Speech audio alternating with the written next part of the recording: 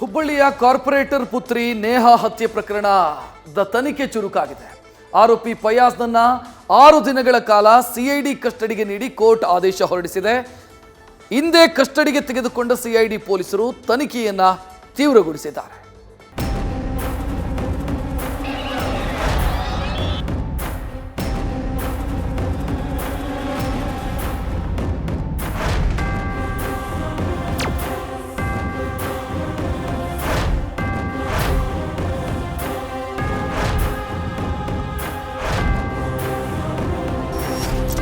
ನೇಹಾ ಹತ್ಯೆ ಪ್ರಕರಣ ರಾಜ್ಯ ಮಾತ್ರವಲ್ಲದೆ ಇಡೀ ದೇಶದಾದ್ಯಂತ ಕಿಚ್ಚು ಆಕ್ರೋಶಕ್ಕೆ ಕಾರಣವಾಗಿತ್ತು.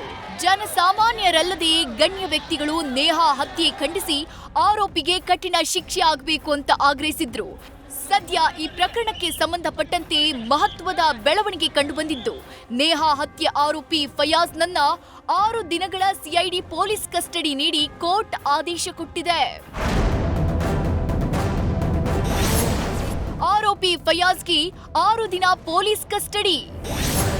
ಹಿಂದೆ ಕಸ್ಟಡಿಗೆ ತೆಗೆದುಕೊಂಡ ಸಿಐಡಿ ಪೊಲೀಸರು. ಹುಬ್ಬಳ್ಳಿ ಕಾರ್ಪೊರೇಟರ್ ಪುತ್ರಿ ನೇಹಾ ಹಿರೇಮಠ್ ಹತ್ಯೆ ಪ್ರಕರಣವನ್ನ ಇಂದು 1ನೇ ಅಧಿಕ ದಿವಾಣಿ ಮತ್ತು ಜಿಎಂಎಫ್ಸಿ ನ್ಯಾಯಾಲಯ ವಿಚಾರಣೆ ನಡೆಸಿತು. 15 ದಿನಗಳ ಕಾಲ ಸಿಐಡಿ ಪೊಲೀಸರು ಕಸ್ಟಡಿಗೆ ಕೇಳಿದ್ರು. ಆದ್ರೆ ವಿಚಾರಣೆ ನಡೆಸಿದ ನ್ಯಾಯಾಧೀಶ ನಾಗೇಶ್ ನಾಯ್ಕ್ 6 ದಿನಗಳ ಕಾಲ ಕಸ್ಟಡಿಗೆ ನೀಡಿ ಆದೇಶ ಹೊರಡಿಸಿದ್ದಾರೆ. ಪ್ರಕರಣ ಸಂಬಂಧಪಟ್ಟಂತೆ ಈಗಾಗಲೇ ಸ್ಥಳೀಯ ಪೊಲೀಸರಿಂದ ದಾಖಲೆ ಪಡೆದುಕೊಂಡಿರುವ ಸಿಐಡಿ ಅಧಿಕಾರಿಗಳು ಆರೋಪಿ ಫಯಾಜ್ನನ್ನ ಹಿಂದೆ ಕಸ್ಟಡಿಗೆ ತೆಗೆದುಕೊಂಡು ವಿಚಾರಣೆ ತೀವ್ರಗೊಳಿಸಿದೆ. ಧಾರವಾಡ ಕೇಂದ್ರ ಕಾರಾಗೃಹದಲ್ಲಿ ನ್ಯಾಯಾಂಗ ಬಂಧನದಲ್ಲಿದ್ದ ಆರೋಪಿ ಫಯಾಜ್ನನ್ನ ಕೋರ್ಟ್ನ ಆದೇಶದಂತೆ ವಶಕ್ಕೆ ಪಡೆದ ಸಿಐಡಿ ಪೊಲೀಸರು ವೈದ್ಯಕೀಯ ತಪಾಸಣೆ ನಡೆಸಿ ನಂತರ ಬಿಗಿ ಬಂದೋಬಸ್ತ್ ಮೂಲಕ ಆರೋಪಿಯನ್ನ ನೇಹಾ ಹತ್ಯೆ ನಡೆದ ಸ್ಥಳಕ್ಕೆ ಕರೆತಂದು ಸ್ಥಳ ಮಹಜರು ನಡೆಸಿದ್ದಾರೆ.